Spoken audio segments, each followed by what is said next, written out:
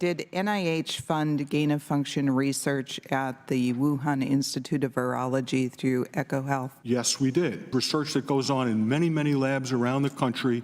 It is not regulated, and the reason it's not regulated is it poses no threat or harm to anybody. That's the NIH Deputy Director making a startling admission to Congress yesterday. The cover of the New York Post says this: sick lies after years of falsehoods. Health official admits U.S.-funded dangerous virus research at China's COVID lab. One guy trying to get to the bottom of this is House COVID Subcommittee Chair Brad Wenstrup, the Republican from Ohio, also a doctor. Sir, good morning to you. Folks like you and Rand Paul have been trying to get people like Anthony Fauci to admit this for a long time. Why did this gentleman, Lawrence Tabak, go as far as he did yesterday? Let's start there. Why? Well, I think that he's been a reliable source for us in answering the questions honestly and openly as someone from NIH as opposed to others. What we saw happen this week is the NIH has now debarred EcoHealth Alliance and Dr. Peter Daszak from doing any type of work right now, and I think that's appropriate. They were doing gain-of-function research in Wuhan. Now, Dr. Tabak just said it's not dangerous in that clip. But he says that because he says they're dealing with animal viruses, but they're taking animal viruses and trying to make them more pathogenic to a human being. In other words, more lethal, more dangerous towards human beings. And that's the bottom line, and that's what they were doing. And when they did that, when they actually facilitated that in the 5th year of their grant, they didn't file their report for 2 years. And Dr. Daszak with EcoHealth Alliance said that he was locked out of the system. And NIH did forensics on this. They were never locked out of the system. Wow, they weren't turning over their lab notes either. Okay, so Tabak said this is research. The generic term gain of function is research that goes on in many labs around the country. He says it's not regulated, and the reason it's not regulated, it poses no threat or harm to anybody. Wow, in hindsight, maybe we blew that one. Are you convinced that whatever the United States did in whatever lab here or around the world convinced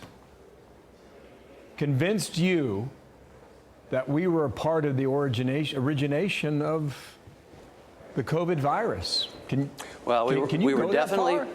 Yeah, I can go this far, Bill. We were definitely funding the very type of research that can lead to a human pathogen like COVID-19. The capability exists. It's existed for some time. We were doing this since 2015 with Ralph Baric in North Carolina and Zhengli Shi in China. The question is, when you create this new virus from 2 other viruses, or maybe 3 other viruses, are you making one that will kill humans? And they test them on what's called humanized mice. And so these are ones that respond as though it's human, especially with the respiratory system. So this type of stuff was going on. I would contend that it is dangerous. Even in 2011, 2012, Dr. Collins, Dr. Fauci said this is risky, it's dangerous, and they were doing it at the wrong level of lab in Wuhan, China. Okay, so in 2021, I'm quoting now, Fauci said, the NIH is not ever and does not now fund gain-of-function research in the Wuhan Institute of Virology. Does not ever and does not now. Was that the truth or was that a lie? Yeah, so obviously Dr. Tabak disagrees, but what Dr. Fauci has done and Dr. Daszak of EcoHealth Alliance was doing the same, is they're changing the definition of gain-of-function research. So what was the generic term that was on the NIH website for quite some time suddenly changed after Dr. Tabak said gain-of-function research was being done in Wuhan, China. They changed it to only a type of research that was capable of creating a pathogen that could create a pandemic. Well, how do you know that until you create it? How do you know that until it gets out? Or how do you know that until you've tested on humanized mice? And so now they're playing semantics with it, and Dr. Fauci, he didn't say, oh, by the generic definition, yes. He said, no, we weren't doing it at all. And now they've come up with a new definition that they changed on the NIH website only after it became a topic. I tell you, you haven't given up on it. And just for the record, about what last year, the HHS said no more federal grants for the next 10 years for Wuhan, maybe forever. And we'll see what comes next on this. But appreciate you stopping by. Thank you. Brad Wenstrup, the congressman from Ohio. Thank you.